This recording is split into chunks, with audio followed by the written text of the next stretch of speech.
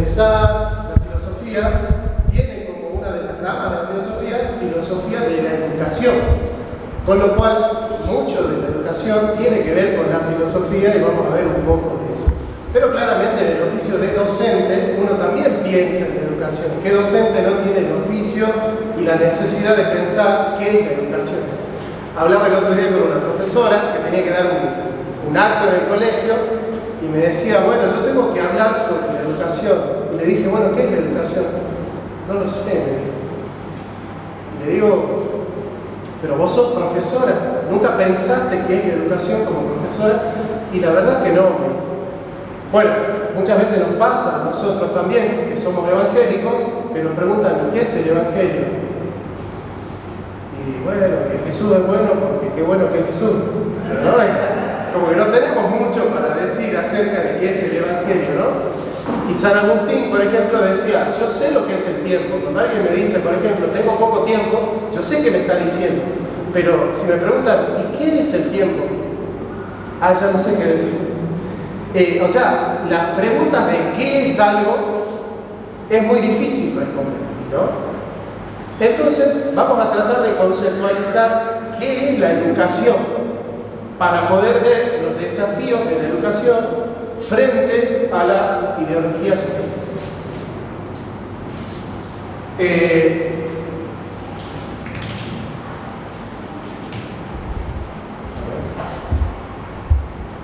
Me imagino que esto es nuevo, ¿no?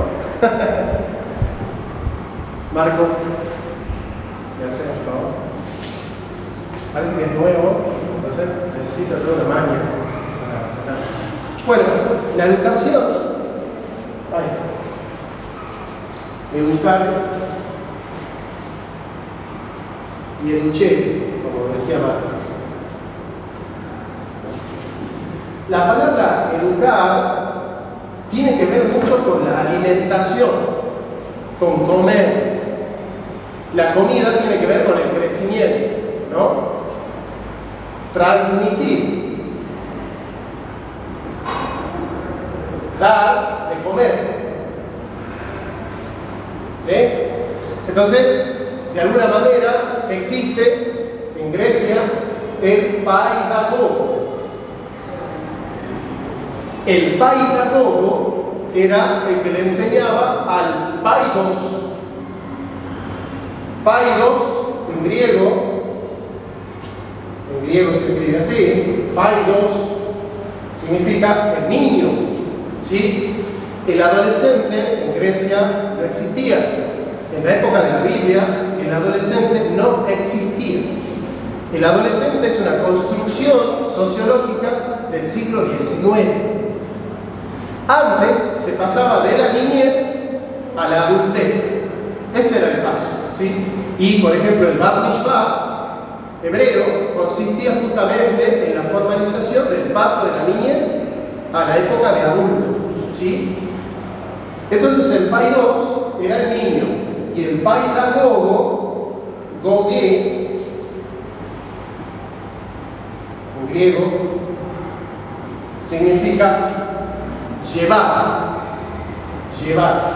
Entonces, ¿quién era el paidagogo? El que llevaba al niño, el que lo orientaba al niño, ¿sí? Bien. Y el niño se fue convirtiendo, ya en la época del Imperio Romano, en alumno. ¿Sí? Alumno. Bien. Yo les voy a hacer una trampa, porque sé que muchos de los que están en la educación han caído en la trampa. ¿Cuál es la etimología de la palabra alumno? La cara que me cuesta. ¿Alguien escuchó por ahí qué significa la palabra alumno?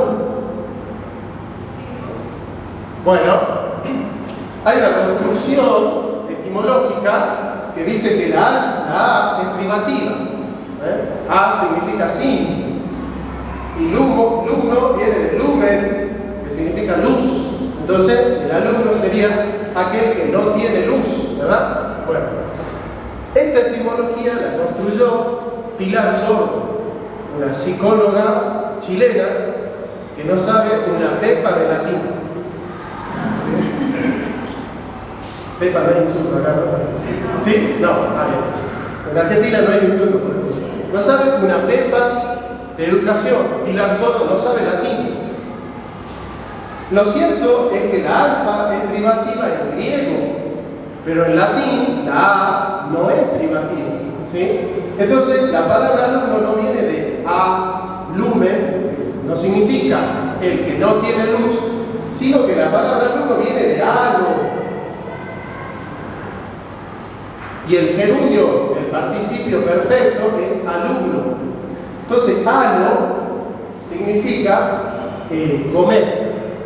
De ahí viene la palabra alimento. O sea, la palabra alumno tiene la misma raíz etimológica de la palabra alimentar. ¿Sí?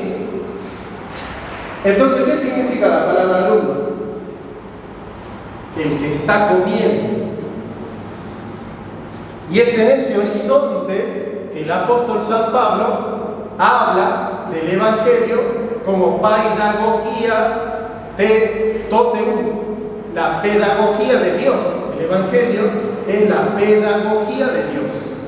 Entonces él habla del Evangelio que alimenta. Entonces dice, no coman leche, coman vianda. ¿Qué significa la vianda? Aquel alumno que tiene la posibilidad de pensar por sí mismo, como los de Berea, que Pablo tanto admiró. Pablo, maestro de Lucas, el evangelista que escribió el Evangelio de Lucas y el libro de los Hechos de los Apóstoles, cuenta la historia de los judíos de Berea. ¿La conocen esa historia, no? ¿Sí? Que escudriñaban las Escrituras para ver si lo que decía Pablo era verdad o no.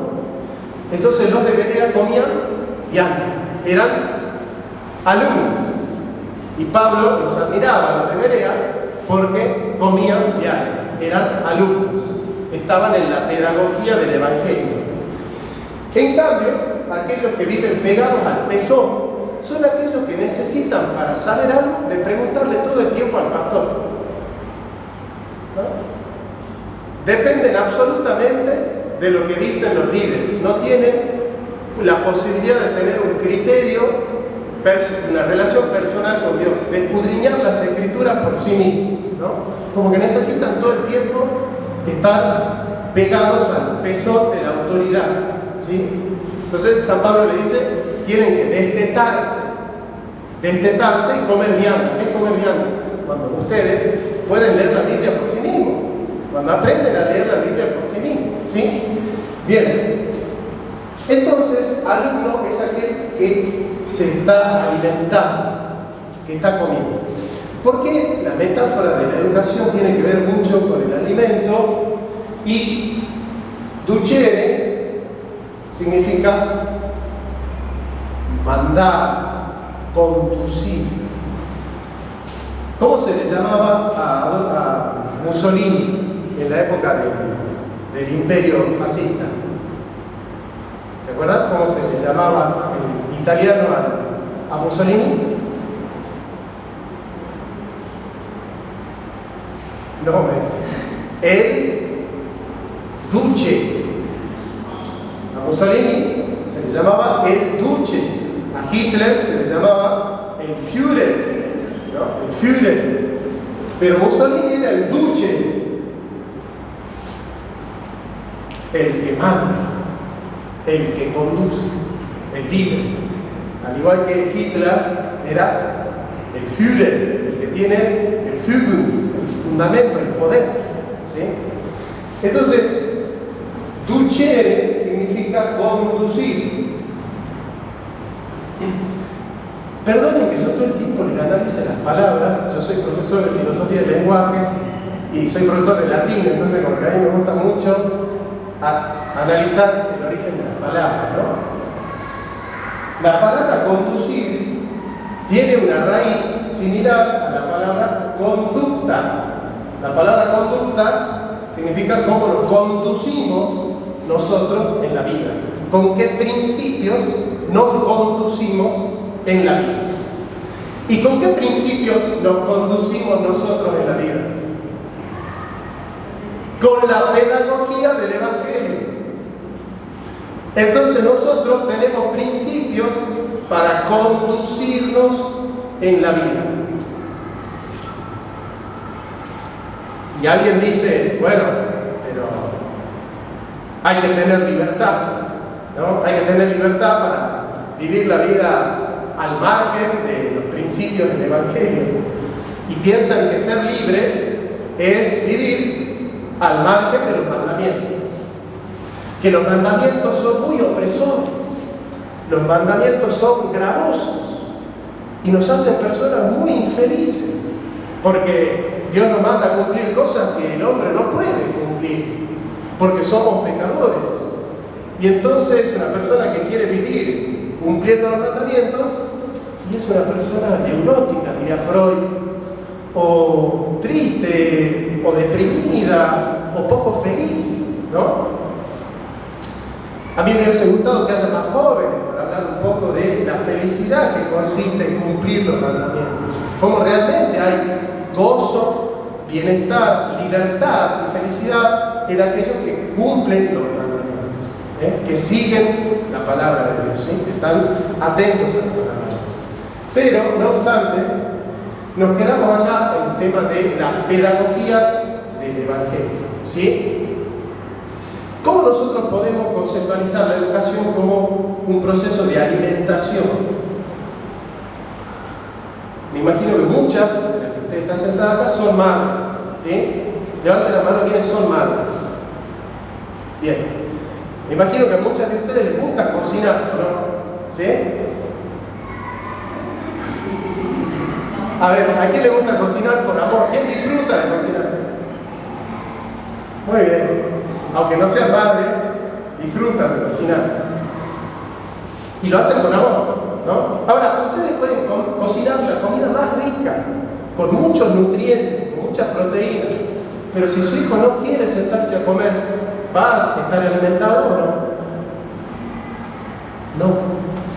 ¿Por qué?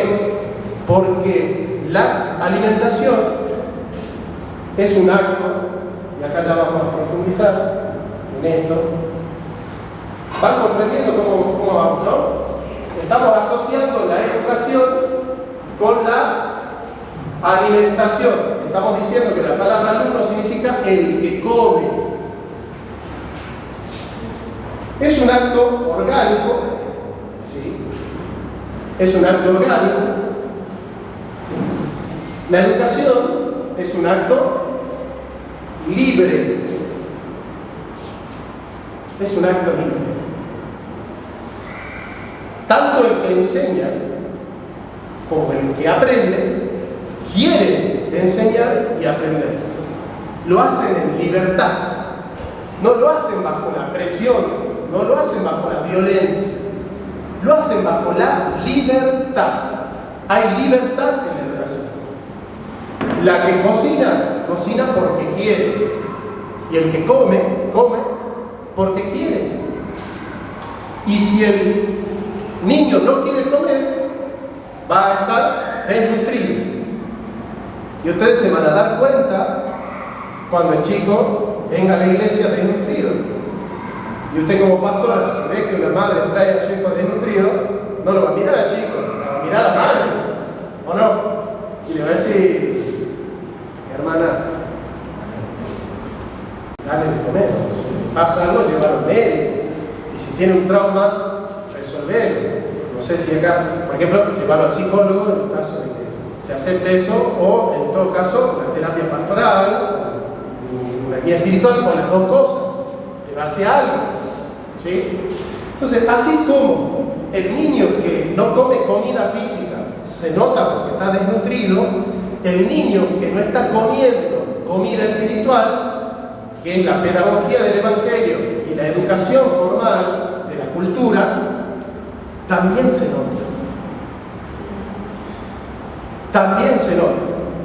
¿Y cuáles son las señales que nos advierten a nosotros que un paidoso, que un niño, que un adolescente o que un adulto no fue educado o no está siendo educado? Eso tenemos que advertir. ¿cómo podemos hablar de la educación y de mejorar la educación si no podemos advertir quién está y quién no está educado? ¿Cuáles son las señales de la educación? ¿Cuáles son los signos que nos muestran quién fue y quién no fue educado? ¿Me van siguiendo? ¿Sí? Bien.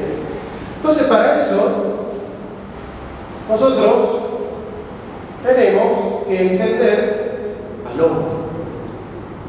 Al hombre. Porque educar es educar al hombre. Es un acto humano. ¿Sí? ¿Por qué decimos que educar es un acto humano? Porque es un acto que realiza el hombre para el hombre. El hombre para el hombre. Claro, yo sé que ustedes me van a decir, claro, pero la finalidad de la educación es que el hombre conozca la verdad. Y la verdad plena y pura es Jesucristo. Con lo cual la educación tiene una finalidad trascendente que es preparar al niño para que conozca a Dios. ¿Cierto? Y estamos de acuerdo. Es verdad que la educación tiene como finalidad un fin trascendente que es conocer a Dios. Estamos de acuerdo. Pero es un acto que realiza un ser humano. Realiza un pedagogo, un maestro, un pastor, una pastora. Siempre hay un ser humano que educa, que enseña. Y otro ser humano que aprende. Es un acto humano, que tiene fundamentos divinos, pero es un acto humano, ¿se entiende? Es un acto humano. Del hombre y para el hombre. Entonces nosotros vamos a pensar en la naturaleza del ser humano. ¿Cómo podemos educar a alguien que no conocemos? Que no sabemos quién es, que no sabemos cuál es su esencia, cuál es su estructura, cuál es su finalidad, quién lo ha creado, para qué lo ha creado, cómo lo ha hecho, para qué lo ha hecho. Si nosotros no entendemos, no tenemos cómo educar. Entonces, la filosofía tiene como tres grandes ramas sobre esta cuestión. La antropología filosófica. ¿Cuál es la pregunta central de la antropología filosófica? ¿Qué es el hombre? ¿Qué es el hombre? ¿Ah? Esa es la pregunta central de la antropología filosófica. La educación, cómo educarlo al hombre, cómo hacer que el hombre sea más perfecto, más bueno, más noble, más digno. Y la ética. ¿Para qué lo educamos al hombre? ¿Qué es el hombre? ¿Cómo hacer que el hombre sea más plenamente humano? ¿Y para qué queremos que el hombre sea más plenamente humano? ¿Se entiende? ¿Sí? Eso es lo que queremos resolver. Eso es lo que vamos a tratar ahora. ¿Qué es el hombre? ¿Para qué hay que humanizarlo al hombre? Perdón, sí, ¿cómo humanizarlo y para qué humanizarlo? Entonces, vamos a responder a la primera pregunta: ¿qué es el hombre? A ver si me ayudan a pensar. Yo estoy cansado, me hace calor y no tengo ganas de pensar mucho. Entonces ustedes me van a ayudar a pensar y me van a auxiliar. ¿Qué es el hombre? ¿Qué es el ser humano? Una criatura de Dios. Bueno, es una respuesta y es correcta. Pero ¿qué otra respuesta me pueden dar? Es una criatura de Dios, muy bien. ¿Qué más es el hombre? Cuando digo el hombre, digo el ser humano, ¿no? Digo el hombre, la mujer, no el ser humano. Sí, es un ser racional. Está dotado de razón. Como me dice el amigo mío, tenés razón, no la usás. Tenés razón, pero no la usás. Bueno, ¿qué más? Es un un ser hecho a la imagen y semejanza de Dios, cuerpo, alma y espíritu. Muy bien, esa definición tiene más cuerpo, más completa, ¿no? Es un ser creado ab imaginem Dei, a imagen de Dios, dotado de cuerpo, alma y espíritu. ¿Sí? ¿Alguien más? Sí, pero pasa que la mente es una operación del alma. Entonces cuando el pastor dice cuerpo, alma y espíritu, está contemplando la mente como operación del alma. Entonces, está dentro, digamos. Bueno, nosotros queremos resolver qué es la naturaleza del ser humano. La palabra naturaleza viene del griego physis. Y physis viene de phio, que significa ser, lo que es el ser humano. Nosotros, ¿cuál es el pretérito perfecto del verbo ser en español? Fui. ¿Y de dónde viene fui? De phio, del griego. No viene del latín, porque el latín es ese. Sumum es et, sumus est y sum. Es el latín. El latín tiene la raíz del sum, del ese. En cambio, nosotros el pretérito perfecto no lo tomamos del presente del latín, sino que lo tomamos del fío, del caso fío. Fui, soy, ser. La naturaleza del hombre tiene que ver con el ser del hombre, el ser, la esencia. ¿Sí? Y la naturaleza es, por definición filosófica, principio de operaciones. La naturaleza es principio de operación. ¿Y qué es esto de principio de operación? ¿Y con qué se come eso? ¿Qué es? Es que yo conozco lo que es el hombre a partir de lo que el hombre hace. A partir de lo que el hombre hace. Entonces yo lo pongo en un jueguito que siempre le hago a mis alumnos en la universidad, en Argentina, y siempre caen en la trampa. Pero como ustedes son más inteligentes, porque están iluminados por el Espíritu Santo, entonces no van a cometer los errores de mi alumno en la universidad, ¿no? Nosotros tenemos dos opciones filosóficas. Esperar porque da peras, o esperar da peras porque esperar.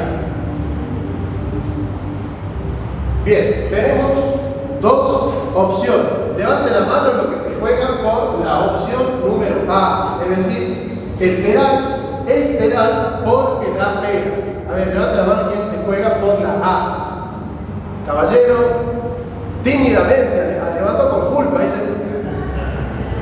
La señorita, usted también. Ella no sabe si levanta la mano o la casa de la cabeza. Está así como... El segundo dice, esperar da peras porque esperar. A ver, ¿quiénes se juegan por la opción B? Bueno, está dividida la iglesia, ¿eh? ¿Quiénes son los que tienen el Espíritu Santo? Esta es la correcta. B. ¿Sí? ¿Por qué? Porque no es que el peral se convierte en peras cuando da el primer peral. No, antes de haber dado ya la primera pera, ya era un peral. ¿Sí? Pero, ¿qué es lo que va a decir Aristóteles? Es lo que estamos estudiando Aristóteles. ¿Sí? Aristóteles, griego, nacido en Estaquira en el 384 a.C., al sur de Macedonia, preceptor de Alejandro Magno, Alejandro el Grande. Aristóteles dice, nosotros tenemos el orden del ser y el orden del conocimiento. yo sé que me miran y que me dicen, ¿qué tiene que ver Aristóteles con la educación y con el evangelio? Ya que mi hermana se me está durmiendo allá en el fondo. ¿Qué tiene que ver todo esto con la educación? Vos hablame de la ideología de género como la fe y decime esto es malo y ya está. ¿Qué me venía a hacer filosofía? ¿Que querés explicarme qué es el hombre? Andar al grano. Así, a mí me dicen mucho, ¿dónde fue que nos decían así? En Cochabamba. En Cochabamba, me acuerdo, ¿no te acordás? Se acercaban los hermanos y dicen, ay, usted hermano especula demasiado, da tantas vueltas y explica tantas cosas. Vaya al grano, hermano, dígame. Miren, la ideología de género está enseñando esto y la Biblia dice otra cosa. Pues ya está, aquí tanta vuelta con filósofos y todo. Me marea, hermano, me marea. Bueno, bajo los filósofos hacemos esto. En el orden del ser, ¿qué es primero? Nosotros tenemos dos opciones. ¿Qué es expresión de qué? De la naturaleza, ¿cierto? Entonces vamos a poner naturaleza. Y da pena, ¿qué es? ¿Una operación o una naturaleza? Es una operación. Entonces vamos a poner acá operación. Da pena, que dijimos que es operación, y esperar, dijimos que es naturaleza. Bien. Entonces la pregunta es, en el orden del conocimiento, nosotros primero sabemos que es un peral, o lo que hacemos primero es ver la pera que está dando. ¿Qué es lo que pasa en el orden del conocimiento? ¿Qué es primero? La operación, que es ver que está dando la pera, o el saber que es un peral. ¿Qué es lo primero? Saber. ¿Y cómo sabemos que es peral si no vemos la pera?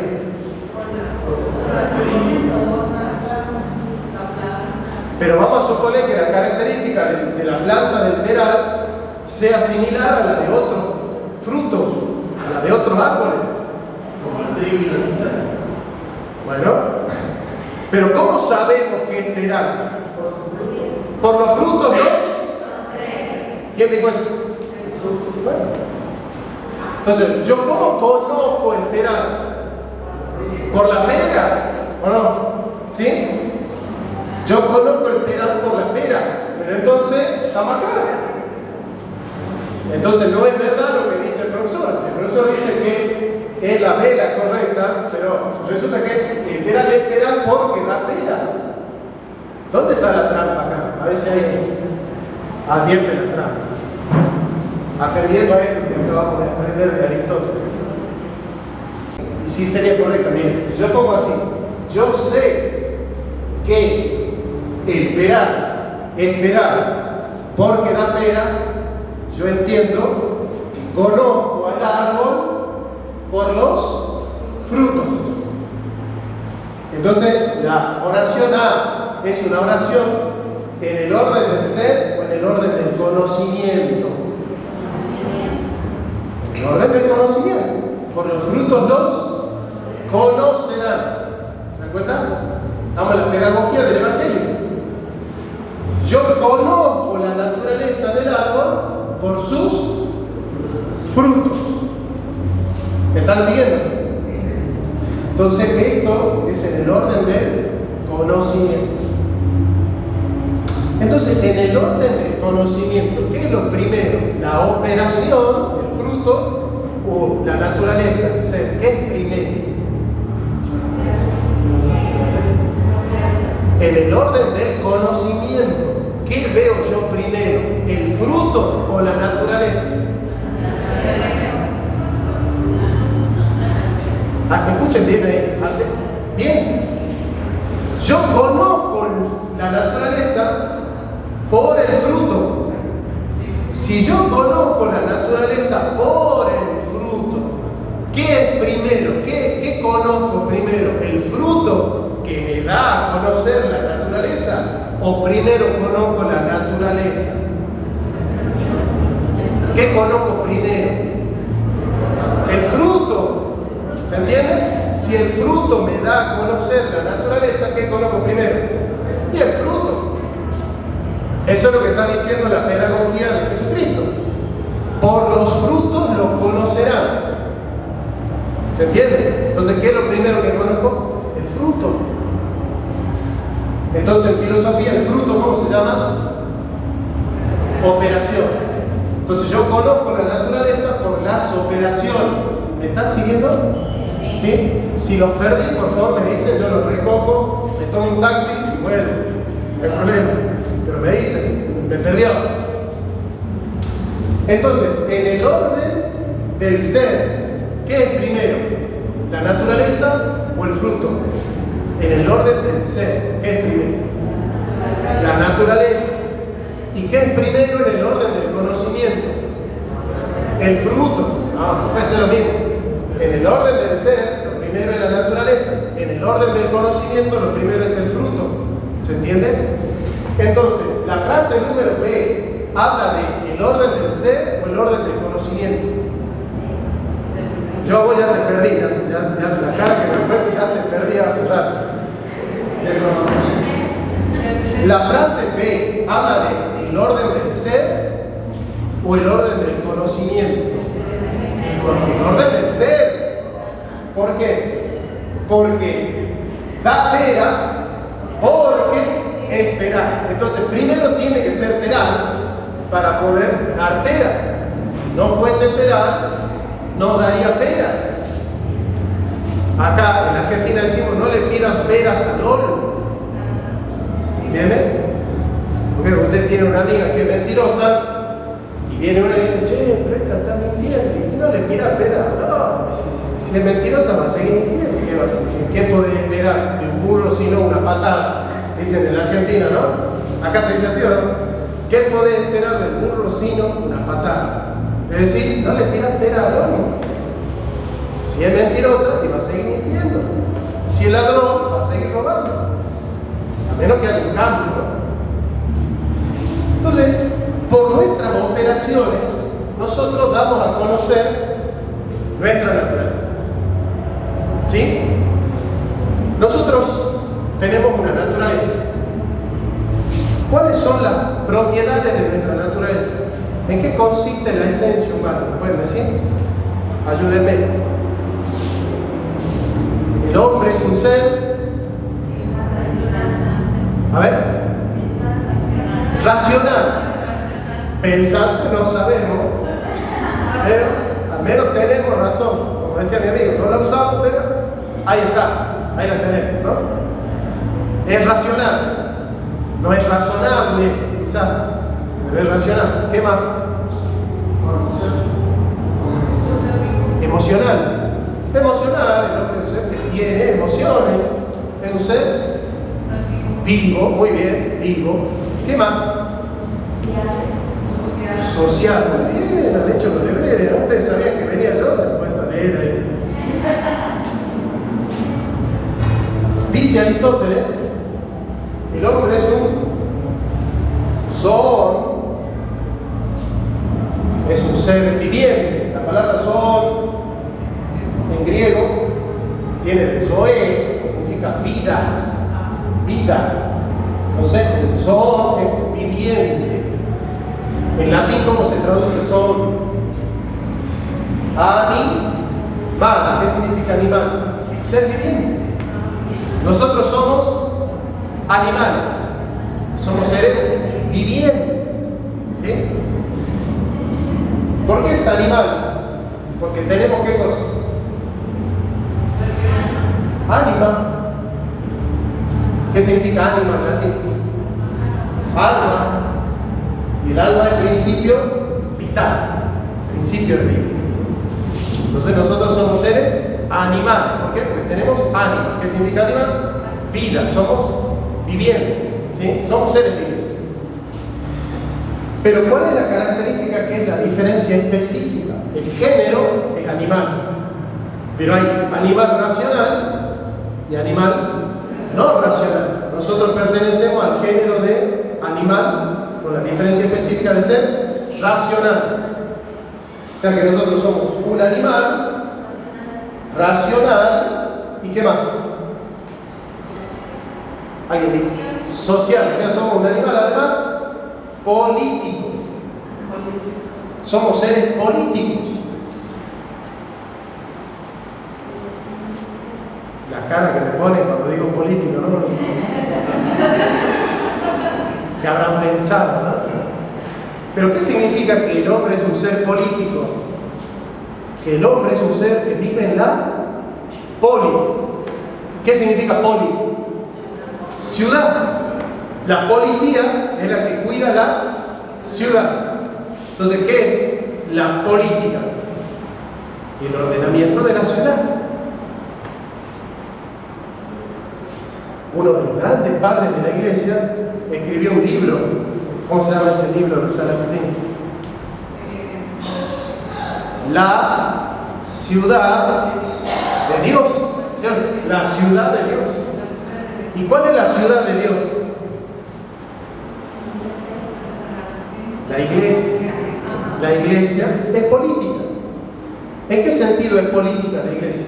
Que la iglesia vive en comunidad. La iglesia es una comunidad que se desarrolla en la comunidad. La iglesia es un cuerpo vivo que vive de sus miembros. Son un cuerpo, la iglesia es un cuerpo orgánico. En la iglesia nadie se salva solo. La iglesia no es una suma de individualismos. La iglesia es un cuerpo, una familia, es un cuerpo orgánico donde todos tienen que tirar para el mismo lado, ¿cierto? Así funciona una iglesia, ¿no? Así funciona la familia, así funciona una ciudad. Fíjense, ¿no? Lo curioso. El cristianismo es político. Es político. En ese sentido. Y lo contrario de la polis, de la ciudad, ¿qué es? Lo contrario de la ciudad, ¿qué es el campo? En la antigüedad, los que venían del campo tenían creencias paganas. Adoraban a dioses falsos. En cambio, los que vivían en la ciudad estaban bautizados, eran cristianos. Entonces, los primeros cristianos comenzaron a pensar que aquella gente que venía del campo, ¿no? De las aldeas, ¿quiénes eran los que venían de las aldeas? Los hunos, los godos, los visigodos, Alarica, los Atila, los bárbaros. ¿Por qué se llamaban bárbaros? Porque los griegos, cuando escuchaban a los bárbaros hablar, escuchaban algo así como bara, bara, bara, bara, bara, bara, bara, bara, bara, bara. Entonces los griegos decían, ¿qué dicen? Son los bara, bara, bara, decían.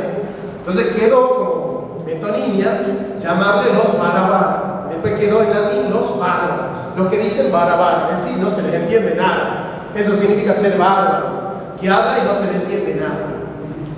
¿Y de dónde venían los bárbaros? De la ciudad del campo. Campo. Entonces, los que vienen del campo, acá, ¿cómo se les llama los que vienen del campo? Los que vienen en la Argentina se les llama el pago. Acá no se utiliza esa palabra pago. En la Argentina se utiliza la palabra para el campo, para la aldea, se utiliza la palabra el pago. Él viene del pago. Y el que viene del pago, ¿cómo se llama? Pagano. ¿Se acuerdan? Entonces, pagano es el que viene del pago. ¿Y qué significa el que viene del pago? El que viene de la aldea, el que viene del campo. ¿Se entiende? Y lo contrario, el que viene del pago, ¿qué es? El que vive en la... Y la palabra ciudad en latín, ¿cómo se dice? Civitas. Civitas. La palabra civitas significa ciudad. Entonces, el que vive en la ciudad es un civilizado. Civilizado. ¿Se entiende? ¿Qué es un civilizado? El que vive en la ciudad. ¿Quién es un pagano? El que vive en la aldea. ¿Se dan cuenta? Entonces, el cristianismo es el elemento civilizatorio. El cristianismo es el que ha generado la civilización occidental. ¿Qué les quiero decir con eso? ¿Ven hasta dónde estamos llegando? Les estoy diciendo que la crisis de la civilización occidental y de los valores occidentales es la crisis del cristianismo. Porque está en crisis el cristianismo, está en crisis Occidente. Y nosotros no podemos rescatar al cristianismo si no salvamos a Occidente.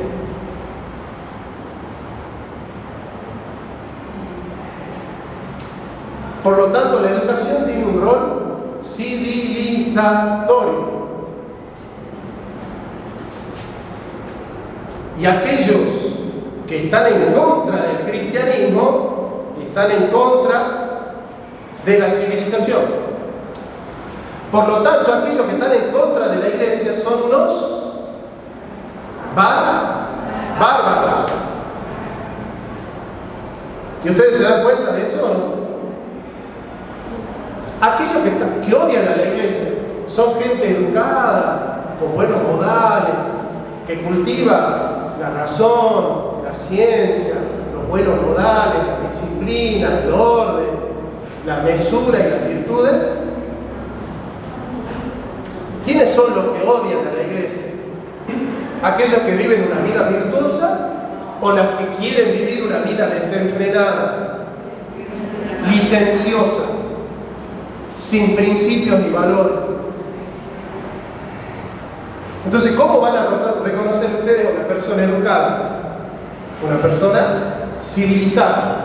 ¿Y qué es una persona civilizada? Que tiene principios y valores, que tiene educación. Che, qué manera de enseñarles palabras a ustedes hoy, ¿no? ¿Pero van entendiendo? Entonces, la palabra cultura viene de colere, que significa cultivar. Cultivar. ¿Qué significa cultivar? Trabajar, sembrar. Entonces, ¿qué es la educación? Sembrar, cultivar al niño, cultivarlo, sembrarle al niño principios de la pedagogía del Evangelio. Cuando usted le enseña, está educando. Cuando educa, está cultivando, está sembrando principios. Y ese principio germina en la gente y hace que la gente sea más culta, más civilizada, más educada. ¿Me van siguiendo? Entonces, el hombre es un ser racional. ¿Qué es el hombre? Un ser racional. Entonces, ¿cómo lo cultivamos al hombre? ¿Haciendo que el hombre use la razón o que no la use? Que la use. Nosotros los cristianos somos gente boba que le dice amén a cualquier cosa, o somos gente que estudia, que se prepara, que se cultiva y que le da a Dios un culto racional y que ama a Dios con toda la mente. ¿Por qué les digo esto? Porque yo nosotros viajamos por todo el mundo y damos conferencias en todo el mundo. Y en Latinoamérica hay una especie de evangélico que siente que cuando nosotros predicamos la razón, que nosotros somos algo así como satánicos. Alguien me ha llegado a querer exorcizar el espíritu de Grecia. Hermano, usted ya va a conocer el Evangelio y va a descansar en Cristo. ¿Qué es eso de tanta razón y ciencia y filosofía? Descansa en Cristo, hermano, no lea más. Peligroso, ¿no? Se me acerca un médico una vez, muy contento, me dice: ¿vos sabés que la última vez que leí un libro de ciencia, fue cuando me recibí, el Espíritu Santo me revela la enfermedad de mis pacientes?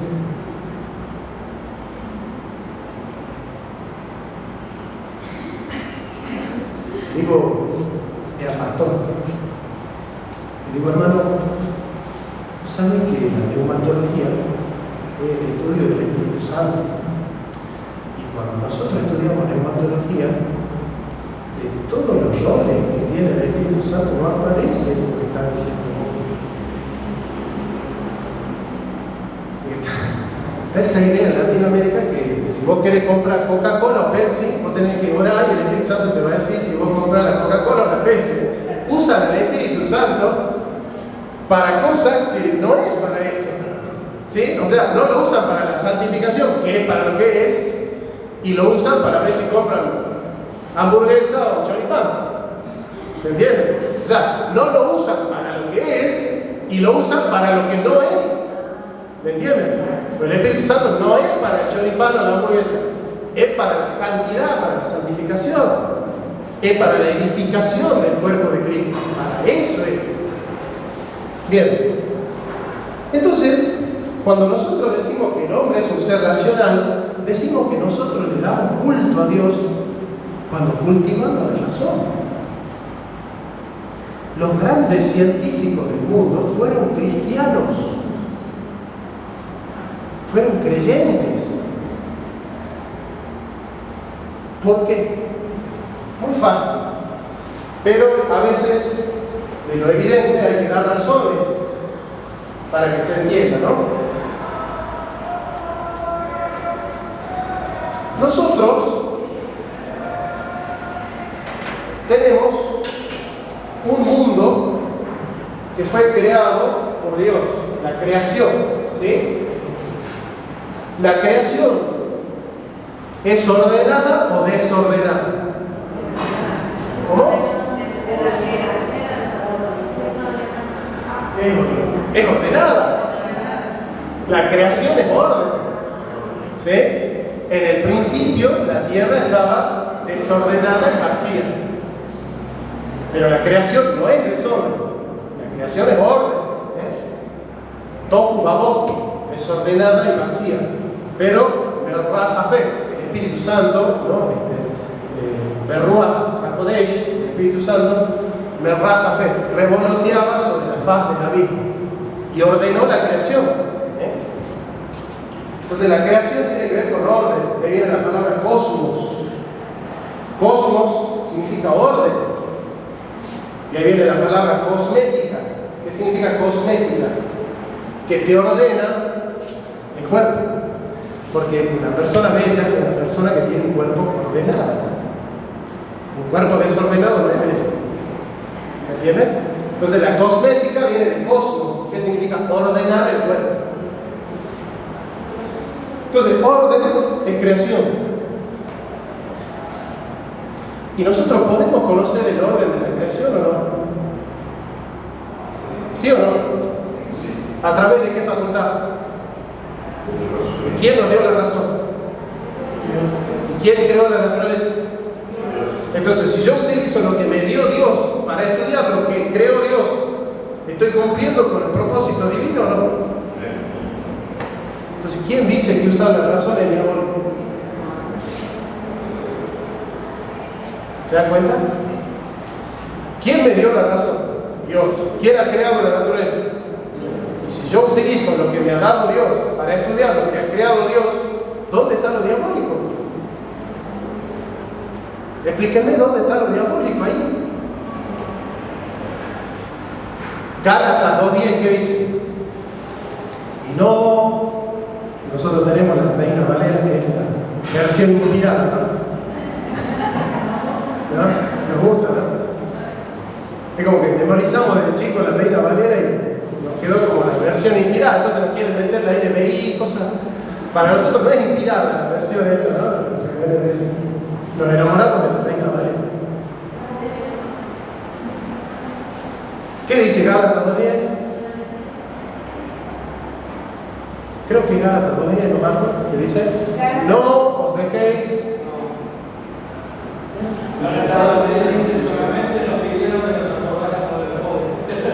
No, ¿cuál es ese que dice, y no os dejéis llevar por vanas filosofías y huecas sutilezas según los rudimentos del mundo y no según Cristo? Creo que es Gálatas, si mal no me equivoco. Gálatas 2:8. Colosenses 2:8. Ahí está. Busquen Colosenses 2:8 y veamos, a ver, ¿qué dice el apóstol Pablo de esto? Mirad que nadie os engañe por medio de filosofías y huecas sutilezas, según las tradiciones de los hombres, conforme a los rudimentos del mundo y no según Cristo. Bien, entonces, un hermano, ¿dónde fue Jesse? Que un hermano sacó ese tema, Cochabamba, no fue, ¿no? Pero una iglesia grande de Cochabamba, un hermano dice, ay, pero usted está en contra del Espíritu Santo. Porque el Espíritu Santo dice, en Colosenses 2:8, no os dejéis engañar por filosofías, por vanas filosofías, ¿no? Bien, ¿de quiénes está hablando ahí Pablo? De aquellos que hacían filosofías según huecas sutilezas. ¿Y quiénes eran en la antigüedad, Marcos, los que hacían huecas sutilezas? Los sofistas. Los sofistas decían que todo es relativo, que todo lo que opina el ser humano es verdad, que vos podés opinar una cosa o la otra y todo es verdadero. Esa es una hueca sutileza. Sin embargo, en el capítulo 17 de Hechos de los Apóstoles, ¿qué pasa con San Pablo? 17:20 creo que es, si mal no me equivoco, no sé si tienen alguna Biblia por ahí.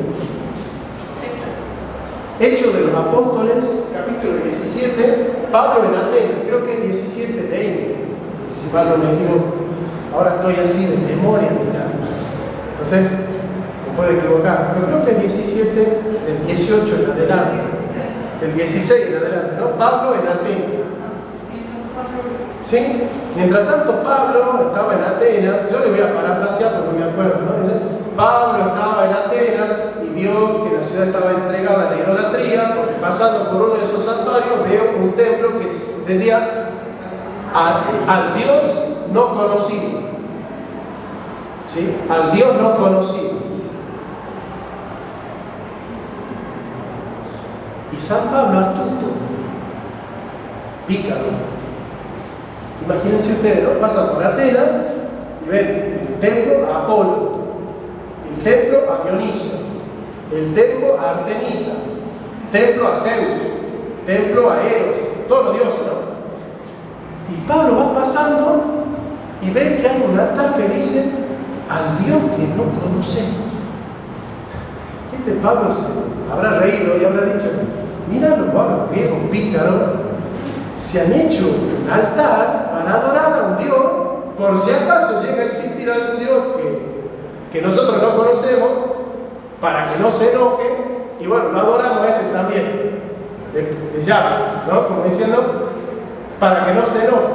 Si hay algún Dios que nosotros no conocemos, que hemos olvidado, que anda por ahí, a ese también lo adoramos, decían los griegos, ¿no? Entonces Pablo dice, mira de pícaros que son, que adoran a un Dios que no conocen. Son demasiado pícaros los griegos, dice San Pablo, ¿no? Pero dice San Pablo, yo voy a utilizar esto que está ahí y le voy a decir que yo le vengo a predicar a ese que no conoce, que ese que no conoce, al que ellos adoran sin conocer, ese es el que yo les vengo a predicar. Entonces, ¿cómo sigue el texto? A ver. Si alguien quiere hacer el favor de leer, ¿cómo sigue eso? Entonces Pablo, pues de pie en medio del juzgado, dijo, varones atenienses, en todo observo que son muy religiosos, porque pensando en santuarios, hallé también el altar en el cual estaba inscrito al Dios no conocido, al que vosotros adoráis, pues sin conocerles, y yo anuncio. Miren lo que dice Pablo, ¿no? Esta situación es tremenda lo que está pasando ahí. Es la primera vez que el Evangelio está en contacto con la filosofía griega. Es la primera vez que el cristianismo se enfrenta con ese gran monstruo que es la filosofía griega. Imagínense ustedes que los griegos en la plaza, en el ágora y en el areópago se la pasaban horas enteras haciendo filosofía. ¿Se imaginan? Perdonen lo que les digo, ¿no? ¿Se imaginan lo lindo que sería que estar en una plaza donde se habla de temas profundos? Al menos es más entretenido que estar en Twitter y en Instagram todo el día, ¿no? ¿Sí? ¿Qué les parece a ustedes?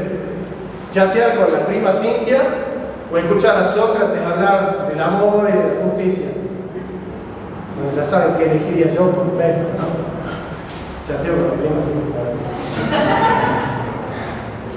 No, pero ¿qué es lo que sucede acá? Es el primer contacto del cristianismo con la filosofía griega. ¿Y saben lo que tuvo que enfrentarse la iglesia? La iglesia no. Los padres de la iglesia, ¿quiénes son? Los discípulos de los apóstoles. Nosotros decimos los padres de la iglesia. ¿Qué son los padres de la iglesia? Los discípulos de los apóstoles. San Policarpo, Ireneo, Tertuliano, los grandes padres de la iglesia, Orígenes, son los discípulos de los apóstoles. Y escribieron un libro que se llama la Didache, o la Didache, que se escribió antes del Apocalipsis. Así se llama el libro, Didache, lo pueden buscar en internet. Es un libro que escribieron los apóstoles, pero no es inspirado, no está dentro del canon. Es un manual que han escrito los apóstoles para que circule en la iglesia, pero no forma parte del canon de la Biblia, ¿no? Pero en ese texto ellos se plantearon la cuestión: ¿qué significa didache? Viene la palabra didáctica, enseñanza. Didáscalos, el que enseña. Ellos dicen, la filosofía griega está extendida por todo el mundo conocido. Nosotros viajamos a Corinto y conocen a Platón y Aristóteles. Y viajamos a Persia y conocen a Platón y Aristóteles. Y viajamos a Pérgamo y conocen a Platón y Aristóteles. Y viajamos a Éfeso y conocen a los filósofos. Y viaja a Atenas y San Pablo dice, acá estos hablan de filosofía. Hablan el lenguaje filosófico, les interesa la filosofía. ¿Y saben cuál fue el gran problema que tuvo que enfrentar la iglesia?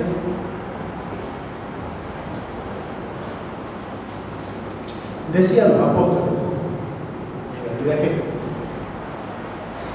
o nosotros tratamos de asimilar lo que dice la filosofía y acomodar el lenguaje del Evangelio para presentarlo frente a los filósofos, o no podemos predicar el Evangelio.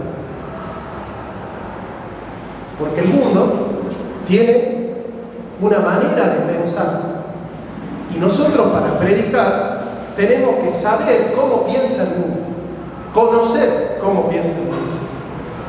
Entonces San Pablo dio un principio y él dice, nos tenemos que hacer griego con los griegos para salvar a los griegos, y nos tenemos que hacer hebreos con los hebreos para salvar a los hebreos. Y como si estuviésemos sin ley, teniendo ley para salvar a los que no tienen ley, y como si estuviésemos bajo la ley, no estando bajo la ley, para salvar a los que están bajo la ley. ¿Qué principio es ese? Que vos para predicarle a un adolescente tenés que hacerte un poquito adolescente, un poquito, para entender su mundo. Vos no podés predicarle a alguien si no entendés el mundo de la persona, si no entendés cuáles son sus preocupaciones, cuál es su mundo, cuáles son sus intereses, qué es lo que le pasa, qué es lo que le duele, qué es lo que quiere, qué es lo que goza. Si vos no sabés qué es lo que le pasa a tu hijo, nunca le vas a llegar a tu hijo.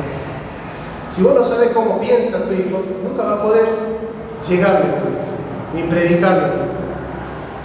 Por eso a tu hijo le influye más el amigo que vos, porque el amigo lo escucha y lo conoce. Vos no lo escuchás y no lo conoces, por eso no podés influenciar en él. Pablo se da cuenta de esto. ¿Qué dice Pablo? Nosotros para predicarle a estos que son griegos, nos tenemos que hacer un poquito griegos. Entonces, ¿qué hace San Pablo? Se pone a leer a los filósofos griegos. Da vueltas, ¿no? Por ahí, dice, San Pablo ve eso y dice, se acerca uno, ¿no? Yo estoy así como reconstruyendo, ¿no? Y dice, che, ¿qué filósofo leen acá? Bueno, acá leen a los estoicos, a los epicúreos, a Platón, a Aristóteles. Ahí salen mencionados los filósofos.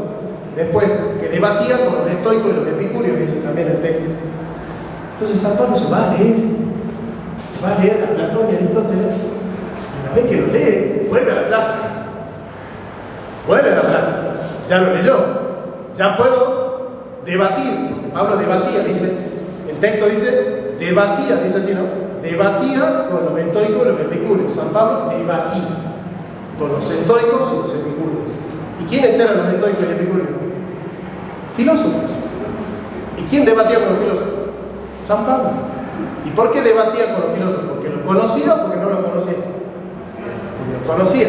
Si San Pablo va a debatir con gente que no conoce, es un necio. Pero no era un necio.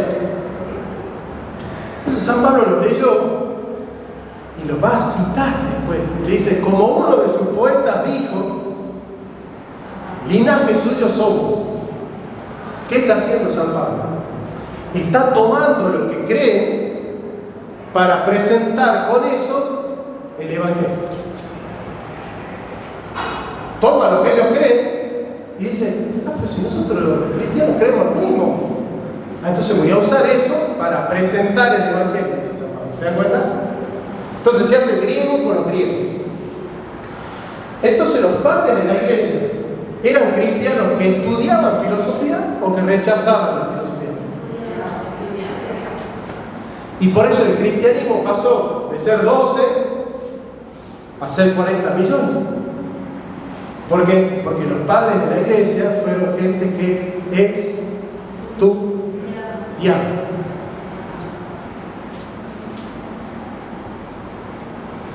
Nosotros queremos ser una iglesia que triunfa como los primeros cristianos que abrieron el cristianismo al mundo y que llegaron a todo el mundo predicando porque estudiaron. ¿O queremos estar encerrados en los templos?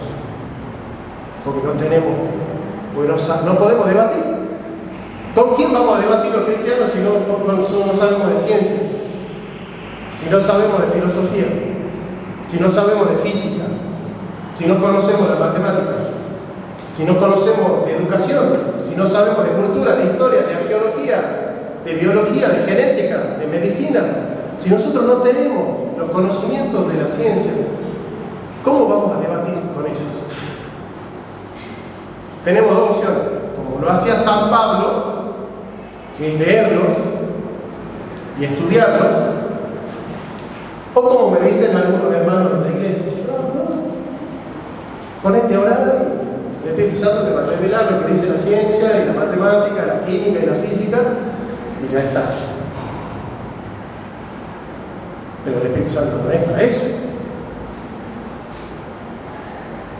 Ya, una buena neumatología te permite operar mejor en la iglesia. Una neumatología, un estudio del Espíritu Santo, cuando el Espíritu Santo hace cualquier cosa, no nos funciona en la iglesia. Por eso es importante entender para qué es el Espíritu Santo. ¿Qué es el Espíritu Santo y para qué es el Espíritu Santo? Bien, entonces, esta enseñanza de los apóstoles tiene que ver porque para ellos el cristianismo es el que fermenta la masa. Leudar la masa, fermentar la masa, ¿para qué? Para nosotros poder crear la civilización occidental, que fue una construcción de la iglesia cristiana, la civilización occidental. Y la crisis de la civilización occidental es la crisis del cristianismo. Y o cae el cristianismo y Occidente juntos, o se salvan juntos.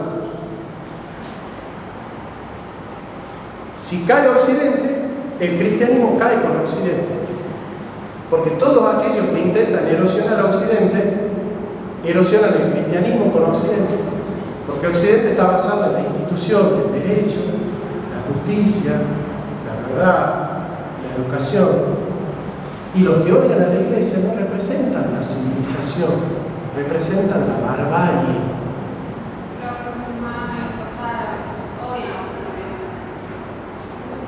Pero ellos no le hacen un culto a la razón, Ellos no son gente racional.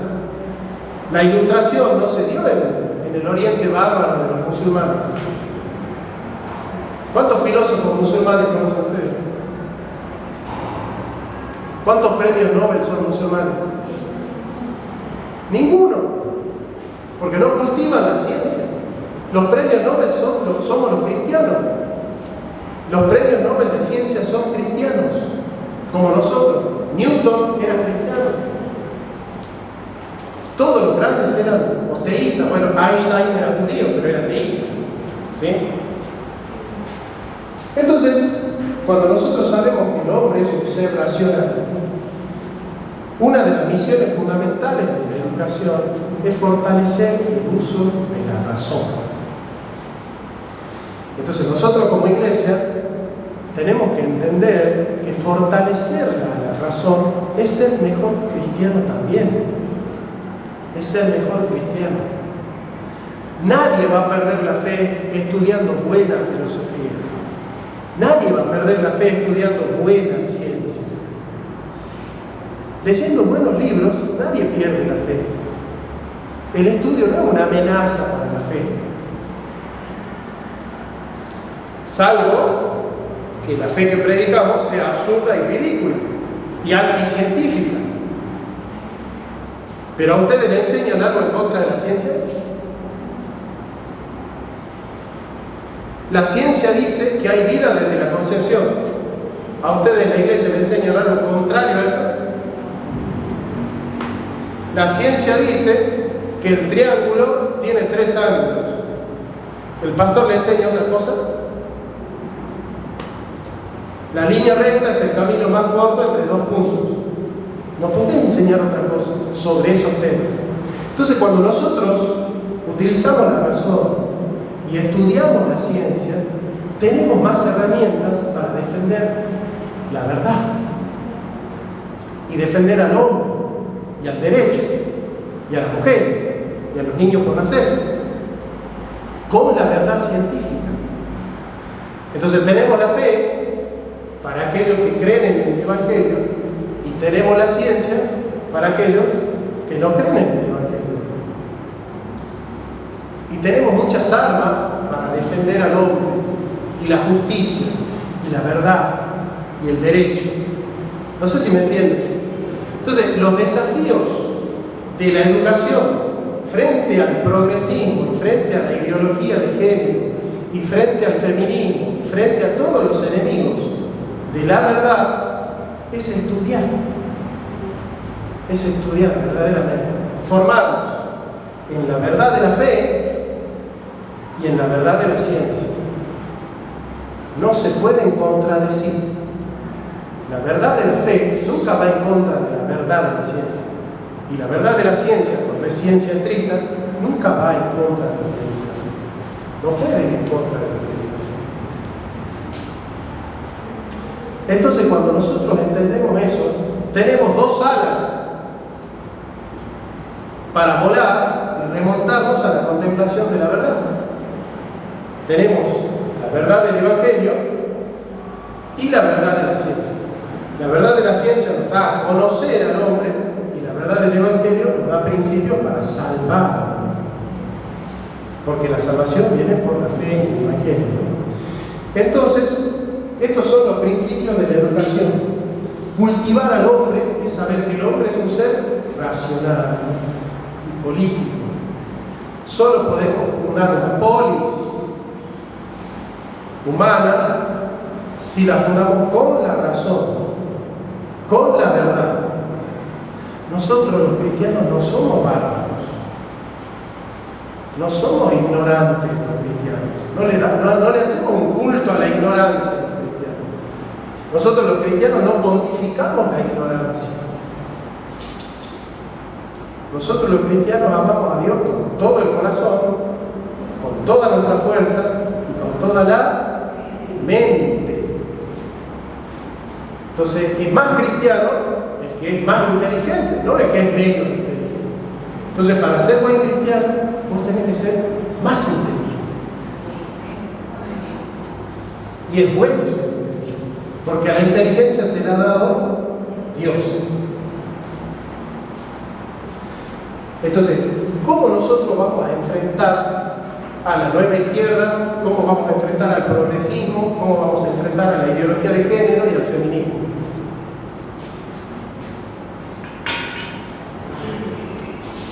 Con más educación.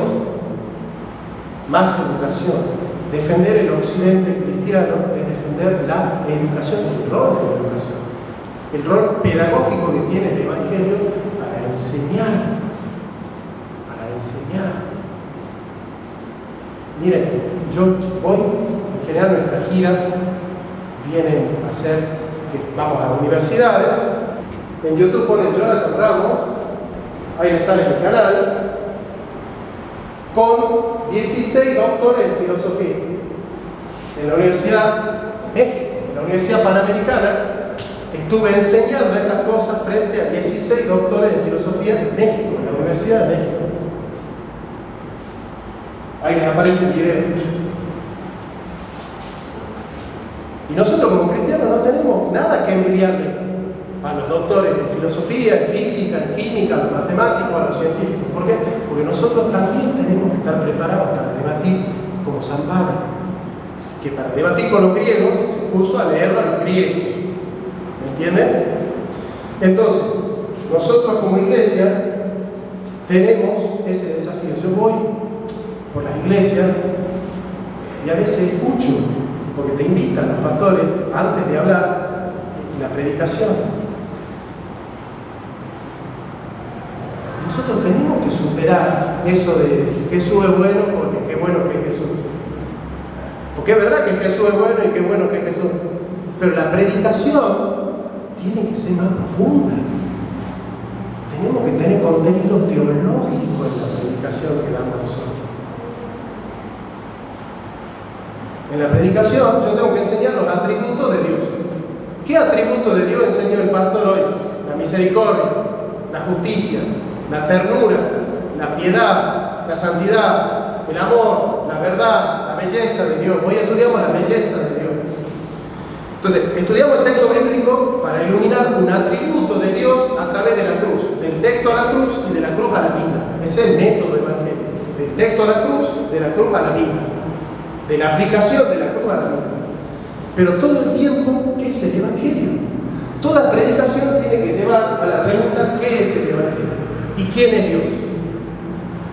Si yo predico sabiendo que la pregunta central de mi predicación siempre tiene que iluminar un aspecto del evangelio y un aspecto del atributo de Dios, yo estoy educando a los cristianos. Porque educar a los cristianos es darle de comer. ¿Y qué es darle de comer a un cristiano? Que el cristiano sepa quién es Dios.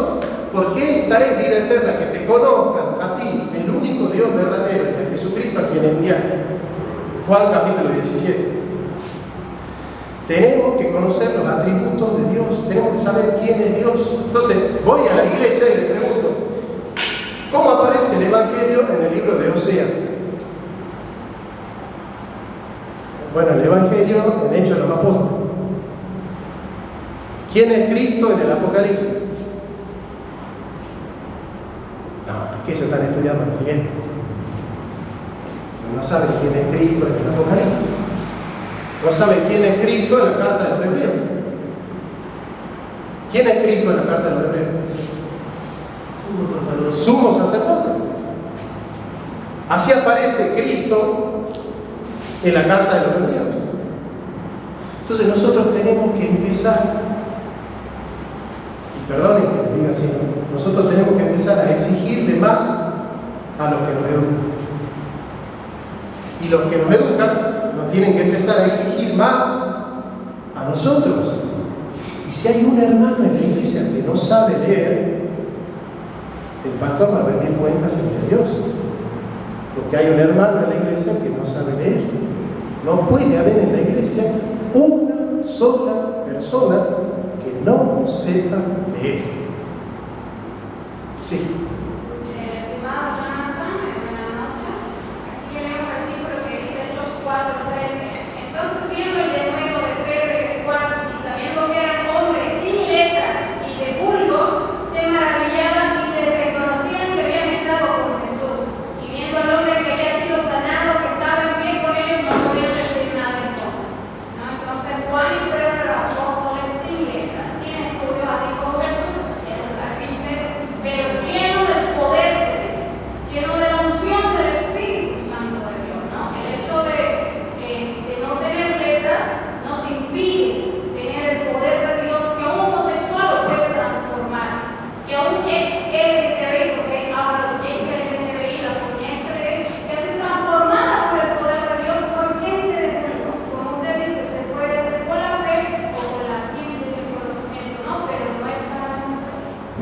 es verdad. Cuando el texto dice sin letras, ¿qué está diciendo? Que no eran eruditos. Porque los judíos recibían educación básica, teniendo la educación básica. Tenían que ir a la sinagoga a aprender desde muy pequeño, no eran muy ignorantes. ¿Quiénes eran los letrados en el texto bíblico, no? Los fariseos. Eran los fariseos. O sea, ustedes saben que ese texto fue escrito por gente hebrea, por la mentalidad hebrea, ¿cierto? ¿Quiénes eran los letrados? Los escribas. Los que copiaban la letra. ¿Quiénes eran los que copiaban la letra? Los escribas. Entonces, cuando el texto está diciendo no son letrados, ¿está diciendo que son unos ignorantes o está diciendo que no son los doctores en la ley? Eran pescadores. ¿Está bien? Pero nosotros, vos me estás citando un texto, entonces nosotros tenemos que saber lo que dice el texto, ¿cierto? El texto, cuando dice que no son letrados, está diciendo que Juan y que Pedro eran ignorantes y analfabetos, o está diciendo que no eran doctores en la ley. ¿Quién escribió el Evangelio de Juan? Juan. Y el griego con el que se escribió el Evangelio de Juan no es el griego tolemaico de los juristas, ni el griego básico jónico. El griego con el cual, pongan en internet, ¿en qué griego se escribió el Evangelio de San Juan? En el griego ático, que es el griego con el que se escribió la República de Platón. ¿Y cómo empieza el Evangelio de San Juan? El Evangelio de ese ignorante comienza así. Así comienza el Evangelio de San Juan.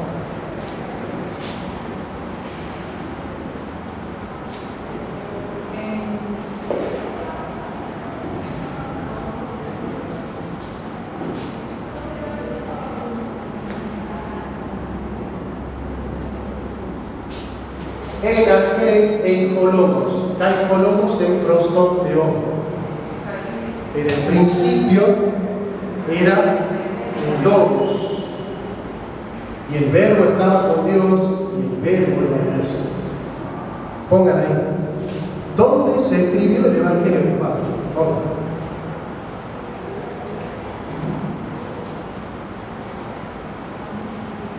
¿Dónde se escribió el Evangelio de San Juan? Pongan en Google a ver qué dice. En la ciudad de... ¿Dónde dice? Éfeso. Éfeso, bien. Bien, en Éfeso. En Éfeso. Ahora pongan ahí, en Google pongan, ¿dónde nació Heráclito? Pongan así, Heráclito. ¿Dónde nació Heráclito? ¿Y saben cuál era el centro de la filosofía de Heráclito? Pongan Heráclito y pongan la palabra logos y van a ver que el centro de la filosofía de Heráclito es el logos. ¿Y por qué San Juan comienza hablando de logos en Éfeso? Porque en Éfeso vivía un filósofo que se llama Heráclito. Entonces San Juan dice, ese logos del que hablan ustedes es el que les vengo a predicar yo. Así comienza el Evangelio de San Juan hablando de este logos, porque lo conoce a Heráclito. San Juan leyó a Heráclito y predica el Evangelio presentando a Heráclito y diciendo, ese logos del que hablan ustedes es el Jesucristo. El verdadero logos, el que les vengo a predicar yo. ¿Quién hizo lo mismo en Atenas? Pablo. Ese Dios desconocido es el que yo les vengo a predicar. Entonces, ¿qué dice San Juan? Ese logos del que ustedes hablan es el que yo les vengo a predicar. Es el mismo método de predicación que se llama teología descendente. Partir de un prototipo aceptado y decir, ese héroe del que hablan ustedes, en el fondo, ese héroe es Jesucristo. Esa es una forma de predicar que tienen los evangelios. Entonces, cuando ustedes quieran citar un texto bíblico, tienen que saber cómo leer un texto bíblico. tienen que saber cómo leer la Biblia. Pero en realidad no podían saber los pescadores, los carpinteros, ¿no? Porque dentro de sus 12 apóstoles Jesús tenía gente letrada o gente de vulgo. Entre ellos Mateo, un funcionario público, un funcionario de gobierno, Lucas, un médico, ¿no? Como también pescadores, ¿no? O sea, tenía de todo. Sí, Lucas es discípulo de Pablo, pero no es apóstol, y los médicos eran ignorantes. A ver, yo no estoy diciendo que una persona que no tiene formación intelectual no es un buen cristiano, no me entiendan eso. Lo que yo les estoy queriendo decir es que todos nosotros los cristianos tenemos la obligación de estudiar. Yo no les estoy diciendo que vayan a la universidad a estudiar hebreo ni latín. Les estoy diciendo, hermanos, no utilicen la Biblia para justificar la ignorancia. Porque la Biblia no se escribió para justificar la ignorancia. Y vos tenés la obligación de estudiar. Y si estás en la iglesia, tenés que estudiar. Y no podés utilizar ningún texto de la Biblia para decir, no, Dios me da permiso de no estudiar. A mí Dios me dijo que yo estoy bien así, no tengo que leer, no tengo que pensar, no tengo que estudiar. No, ningún texto de la Biblia justifica que nosotros nos refugiemos en la ignorancia. No utilicemos la Biblia para eso. Tenemos que estudiar. Los que están más preparados estudiarán mejor, los que no tienen tanto tiempo estudiarán de otra manera, pero hay que estudiar. Escudriñen las Escrituras, dice Jesús. Escudriñar, ¿qué es escudriñar? Estudiar. Hay que estudiar. Y San Pablo elogia a los de Berea porque son estudiosos. Porque cuando fue a Corintio, San Pablo predicaba, ¿y saben qué decían los corintios cuando San Pablo predicaba? Amén, hermano, amén. Amén, decían los corintios. ¿Y qué decían los de Berea? Pará, este será apóstol y todo lo que él quiera. Arcángel será, lo que quiera. Pero lo que hacen los de Berea, ¿qué es? Lo verificaban. Verificaban si lo que decía Pablo estaba escrito en la Escritura. Entonces, ¿a quién elogia San Pablo? ¿A quién elogia Lucas? Discípulo de San Pablo. ¿A los de Berea, que estudian, o a los de Corintio que dicen amén? A los de Berea porque estudian. Entonces, hermano, y ya terminamos acá y hacemos un tiempo de preguntas, por favor, nunca utilicen un texto de la Biblia para justificar la ignorancia. La Biblia no fue escrita para eso. Y todos los cristianos tenemos que estudiar cada uno a su manera, cada uno con sus posibilidades. El ama de casa tendrá su tiempo para leer, pero tiene que leer. El carpintero tendrá su tiempo, pero tiene que leer. Y tiene que educarse a la iglesia, la salva, la pedagogía del Evangelio y la educación. El Espíritu Santo nos auxilia. Paráclito significa auxilio, consolador, ayuda, pero ayuda para el que hace, no para el que no hace. Al Espíritu Santo le crecen patitas y sale a la calle y ayuda al pobre. Y sale a la biblioteca y se pone a leer. Al Espíritu Santo le crecen patitas y hace cosas. La fe sin obras es muerta. Tenemos que poner manos a la obra, tenemos que leer, tenemos que pensar, tenemos que estudiar, tenemos que amar, tenemos que darle de comer al pobre, ayudar a la viuda, al huérfano, al pobre, al extranjero. Esa es la misión de nosotros. La intelectualidad y el estudio no están reñidos con el Espíritu Santo. El Espíritu Santo no está peleado con la filosofía, no está peleado con la ciencia. El que está peleado con la verdad, con la ciencia, con la verdad de la ciencia, es el enemigo, es el padre de la mentira. Él es el que está peleado con la ciencia. Y los feministas y las progresistas odian la ciencia porque no se basan en la ciencia. Y la verdadera ciencia no está en contra del cristianismo, respalda lo que decimos nosotros los cristianos. Entonces, hermanos, vamos a educarnos. Esto que me decís vos, me dicen en toda la iglesia evangélica, siempre hay un hermano que salta con esas cosas. Tenemos que estudiar, tenemos que leer, y una persona estudiosa no es poco espiritual. Yo estoy cansado de terminar que se acerque alguien a orar por mí para infundirme el Espíritu Santo, porque yo no creo en el Espíritu Santo porque estudio ciencia. ¿Se dan cuenta? No es que yo soy poco espiritual porque estudio ciencia. No es así. El Espíritu Santo no es eso, no es para eso el Espíritu Santo. Bien, bueno, les agradezco mucho y bueno.